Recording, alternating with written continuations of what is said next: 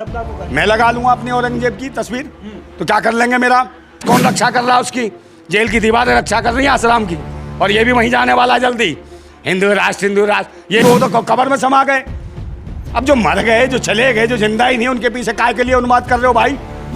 समझे? राम जी कौन है? अगर ईश्वर है, भगवान है, समझे ना, वो तो महाशक्तिशाली है। वो क्या टेंट में रह रहा है और टेंट में कर देंगे यार? उसको तो पूरी दुनिया में जो कलकल में समाया हुआ है, ये उसे बदलाएंगे। जो जिंदा है उनके लिए काम करो ना। तुम्हें जिंदाओं के लिए बैठाया हमने, देश की गद्दी जिंदाओं के लिए दी, बस जिंदा लोगों को भी मारने का काम कर रहे हो धर्म मजहब के नाम पे। खुद ही ये देश की अदालतें हो गए, कहीं भी गोली मार दोगे। कोई वकील का चोला पहन के किसी को गोली मार देगा। इन्होंने कुछ बनाया है देश में? कुछ भी नहीं बनाया। हाँ, एक बनाया जिसकी जरूरत नहीं थी, जिस संसद भवन की जरूरत नहीं थी, उस संसद भवन को बना दिया। यूपी माफिया राज तो चल ही रहा है। कौन है? योगी जी माफिया नहीं है? उन पर कितने मुकदमे थे? वो गैंगस्टर नहीं थे? खालसा राष्ट्र की बात करते थे, उनको कहते थे ना लोग आतंकवादी हैं, देशद्रोही हैं। अभी इस्लाम राष्ट्रवाद की बात करते कोई तो उन्हें कहते हैं आतंकवादी, देशद्रोही है। तो जो हिंदू राष्ट्रवाद की बात कर रहा है वो भी आतंकवादी है, देशद्रोही है, उग्रवादी है। कौन क्या खा रहा है, क्या हंग रहा है, क्या मूत रहा है? ये राष्ट्रवाद हो गया क्या? देश भर में एक के बाद एक मुद्दा आता है। इसी बीच औरंगजेब के नाम को लेकर एक विवाद खड़ा हो गया। विवाद यह है कि औरंगजेब के नाम का और औरंगजेब का तस्वीर किसी ने व्हाट्सएप स्टोरी पर लगाया था और कुछ तबका ने कहा कि इसका विरोध करेंगे और वो प्रोटेस्ट कर रहे थे। लेकिन इससे इतर एक बात यह है कि जो महाराष्ट्र के डिप्टी सीएम है, उन्होंने कहा है कि औरंगजेब के नाजायज़ औलादों की संख्या बढ़ चुकी है। एक बयान और है, उन्होंने कहा जो भी औरंगजेब की तारीफ़ करेगा उसको बख्शा नहीं जाएगा। इसी पे बातचीत करने के लिए हमारे साथ नंदा भाई राजपूत मौजूद है, जो क्रांतिकारी है, और इनसे बातचीत करेंगे कि ये क्या सोचते हैं, आखिर क्यों ये सारी मुद्दा आ जाती है। क्या 24 की मुद्दा मतलब विकास पे ना होकर ये हिंदू मुसलमान पे लेकर आना चाहते हैं? देखिए, रही बात औरंगजेब की, चाहे कोई भी हो, फडणवीस हो या कोई भी हो, ये सबको पूरे देश को पता है कि इनको राजनीति हिंदू मुसलमान के अलावा किसी पे नहीं लानी है, क्योंकि इनके पास कोई विकास का कोई ऐसा काम नहीं है जो देश की जनता को बता सकें। अब पता नहीं किस किस की नाजायज़ संतान है इस देश के अंदर, ये तो सभी देख रहे हैं। विदेशियों की मानसिकता की नाजायज़ संतान है जो देश को चला रही हैं। पहले अपना बताएं, पहले अपना डीएनए चेक कराएं। ये किसी को भी प्रमाण पत्र बांटने का काम करते हैं। ये देश को बर्बाद करने के लिए बैठे हैं यहाँ, समझे? हिंदू मुसलमान, इसके अलावा कुछ नहीं है इनके पास। ये बताएं रोज़गार की व्यवस्था कहाँ गई? कहाँ गए रोज़गार? कहाँ घुस गए रोज़गार? महिला पहलवान जो बहनें बेटियां जो अपना न्याय मांग रही हैं, उनके साथ न्याय क्यों नहीं करते हैं? यहाँ ये कौन सी किसकी औलाद है जो बलात्कार कर रही हैं? किसकी नाजायज़ संतान है ये? विदेशी मानसिकता की। और अभी संसद भवन का जो उद्घाटन किया इन्होंने, समझे नहीं, सारी की सारी मर्यादाएं संविधान की ताक पर रख दी। और राष्ट्रपति जी से प्रधानमंत्री जी को वो कराना चाहिए था उद्घाटन खुद स्वयंभू बन गए, समझे नहीं? खुद को चौकीदार बताने वाला व्यक्ति वो सिंगोल हाथ में लेके अपने को राजा घोषित करने में लगा रहा। तो ये लोकतंत्र है? ये किसकी नाजायज़ संतान है जो ऐसे काम कर रही हैं, समझे नहीं? वो कौन कहता है पंडित पुरोहित वहाँ बाबा साधु बुला के वहाँ कौन मंत्र पढ़वा रहा था? संसद भवन में ये चीज़ें होती हैं? आप पाखंड को कर रहे हो। अगर उनको बनाया साधु मुल्लाओं को बुलाना चाहिए था, पादरियों को भी बुलाना चाहिए था, समझे? सिख धर्म के और गुरुओं को भी बुलाना चाहिए था।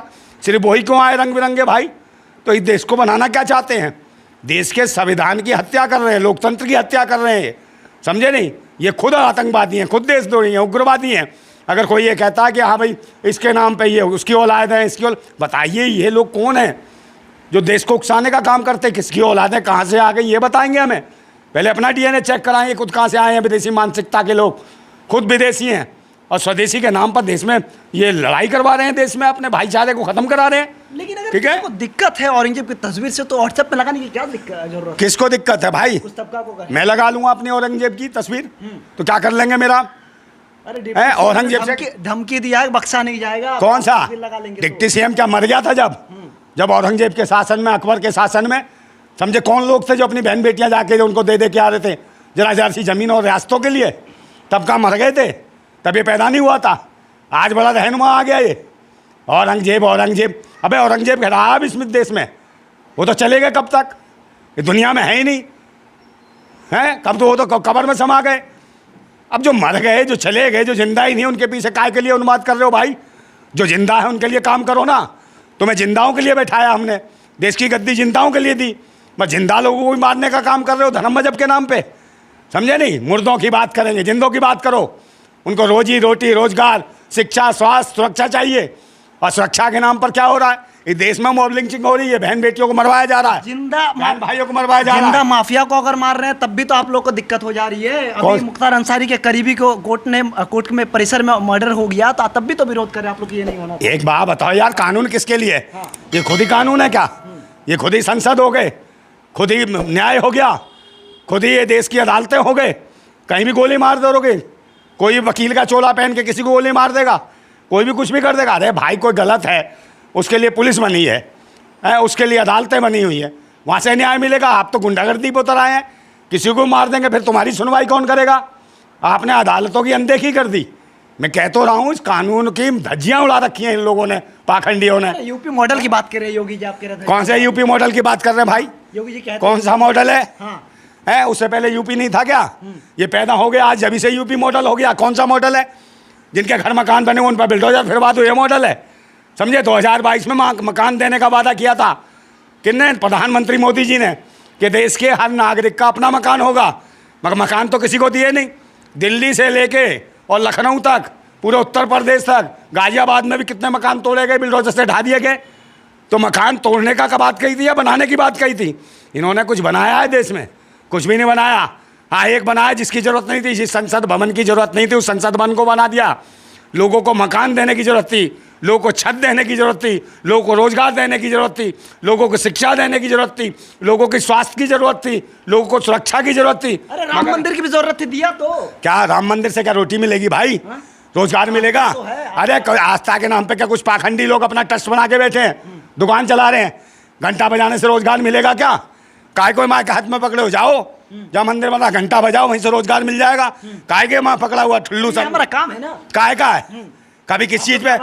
अरे यार पाखंड कोई कहता है हिंदू राष्ट्र बनाएंगे, टेंट में रह रहे थे, अब सही जगह कौन से राम जी? अरे यार कौन राम जी?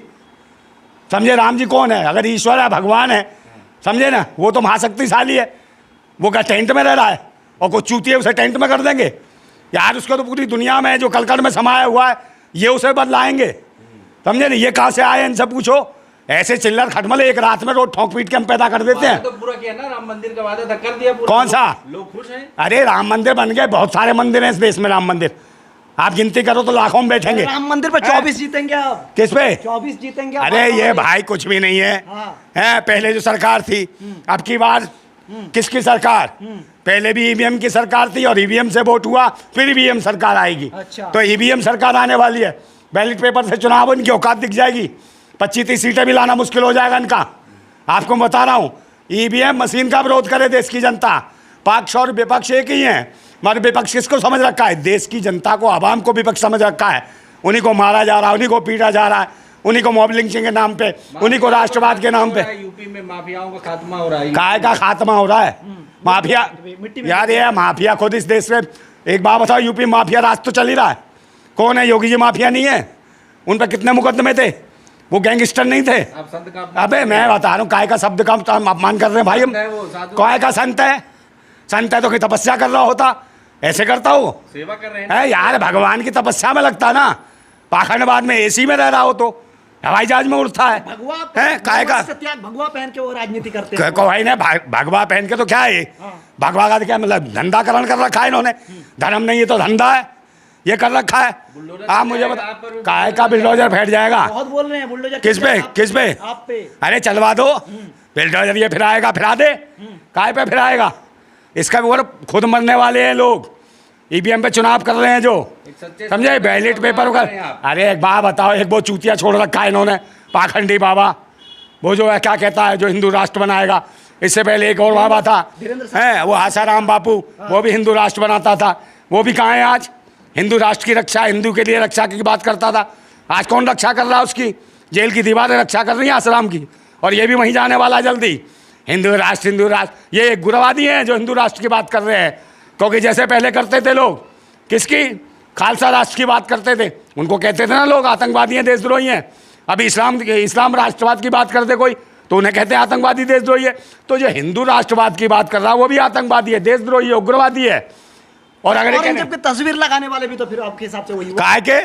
औरंगजेब की तस्वीर कौन लगा सकते भाई? अरे वो कह रहे, अरे भाई टैक्स लगा भाई, देश का बादशाह रहा तो किसी ने लगा ली तो क्या दिक्कत है? आक्रांता क्या क्या क्या कर दिया? फिर देश का बादशाह कैसे रह गया? आक्रांता था वो, आप मुझे बताइए ना, तो मोदी जी भी तो प्रधानमंत्री है हैं? देश भाई वो देश का आक्रांता था तो फिर देश का बादशाह कैसे हुआ? तो फिर क्रूर बादशाह थे वो, हाँ। जुल्म करते थे बिल्कुल बिल्कुल बिल्कुल बिल्कुल क्रूर थे। उनका पुराना पुनर्जन्म हुआ है मोदी जी के रूप में। बताओ आप। बात कर रहे हैं आप। औरंगजेब है मोदी जी। हाँ, औरंगजेब है अरे कैसे- मोदी जी के, और क्या आखिरी बादशाह है। हाँ। ये देश के आखिरी बादशाह साबित होंगे इस देश को नेस्तनाबूद करने में। मैं बता रहा हूँ, ये पाखंडी भी लोग हैं। अगर वो भी धर्म मजहब के नाम पे पाखंडी भी था तो ये भी धर्म मजहब के नाम पे पाखंडी भी है। दुनिया में डंका आप बजा रहे हो, अपमान कर रहे हैं लोकतंत्र, आप। ये देश का लोकतंत्र संविधान से चलता है। बाबा भीमराव अंबेडकर के संविधान से चल रहा है, समझे? उस संविधान पे काम करिए। संविधान को तो खत्म करने का काम कर रहे हैं।